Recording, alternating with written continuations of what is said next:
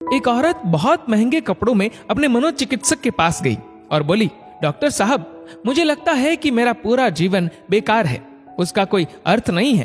क्या आप खुशियां ढूंढने में मेरी मदद करेंगे? मनोचिकित्सक ने एक बूढ़ी औरत को बुलाया जो वहां साफ सफाई का काम करती थी और उस अमीर औरत से बोला, मैं इनसे आपको ये बताने के लिए कहूंगा कि कैसे इन्होंने अपने जीवन में खुशियां ढूंढी। मैं चाहता हूं कि आप इन्हें ध्यान से सुने।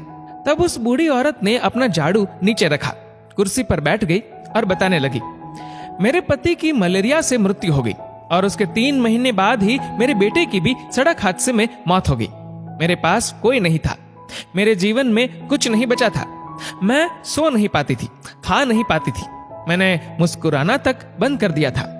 मैं स्वयं के जीवन को समाप्त करने की तरकीबें सोचने लगी थी। तब एक दिन एक छोटा बिल्ली का बच्चा मेरे पीछे लग गया। जब मैं काम से घर आ रही थी, बाहर बहुत ठंड थी, इसलिए मैंने उस बच्चे को अंदर आने दिया। उस बिल्ली के बच्चे के लिए थोड़े से दूध का इंतजाम किया और वह सारी प्लेट सफा चट कर गया। फिर वह मेरे पैरों से लिपट गया और चाटने लगा। उस दिन बहुत महीनों बाद मैं मुस्कुराई। तब मैंने सोचा, यदि इस बिल्ली के बच्चे की सहायता करने से मुझे खुशी मिल सकती है, तो हो सकता है कि दूसरों के लिए कुछ करके मुझे और भी खुशी मिले। इसलिए अगले दिन मैं अपने पड़ोसी के लिए, जो कि बीमार था, कुछ बिस्किट्स बनाकर ले गई। हर दिन मैं कुछ नया और कुछ ऐसा करती थी जिससे दूसरों को खुशी मिले और उन्हें खुश देखकर मुझे खुशी मिलती थी। आज मैंने खुशियां ढूंढी है, दूसरों को खुशी देकर। ये सुनकर वह अमीर औरत रोने लगी।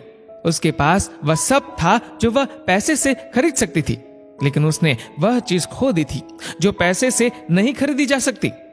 मित्रों, हमारा जीवन इस बात पर निर्भर नहीं करता कि हम कितने खुश हैं, अपितु इस बात पर निर्भर करता है कि हमारी वजह से कितने लोग खुश हैं। चलिए जानते हैं आखिर मुस्कुराहट का महत्व क्या है। अगर आप एक अध्यापक हैं और जब आप मुस्कुराते हुए कक्षा में प्रवेश करेंगे तो देखिएगा सब बच्चों के चेहरों पर मुस्कान छा जाएगी। अगर आप डॉक्टर हैं और मुस्कुराते हुए मरीज का इलाज करेंगे तो मरीज का आत्मविश्वास 2 गुना हो जाएगा। अगर आप एक गृहिणी है तो मुस्कुराते हुए घर का हर काम कीजिए, फिर देखना पूरे परिवार में खुशियों का माहौल बन जाएगा। अगर आप घर के मुखिया है तो मुस्कुराते हुए शाम को घर में घुसिए, देखना पूरे परिवार में खुशियों का माहौल बन जाएगा। अगर आप एक बिजनेसमैन है और आप खुश होकर कंपनी में घुसते हैं तो देखना सारे कर्मचारियों के मन का प्रेशर कम हो जाएगा और माहौल खुशनुमा हो जाएगा। अगर आप दुकानदार है और मुस्कुराकर अपने ग्राहक का सम्मान करेंगे तो ग्राहक खुश होकर हर बार आपकी दुकान से ही सामान लेगा।